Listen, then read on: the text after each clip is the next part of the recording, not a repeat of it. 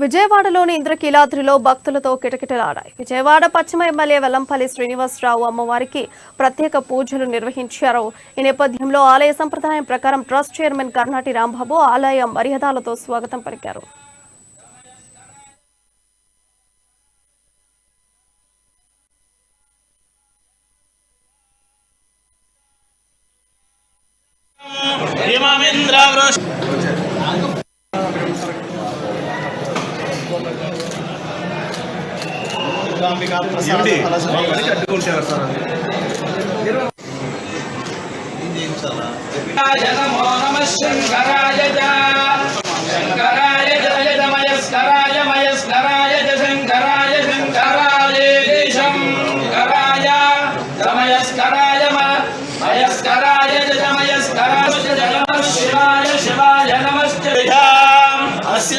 పృథివ్యాధ్యక్షం ఇమమింద్రవృష్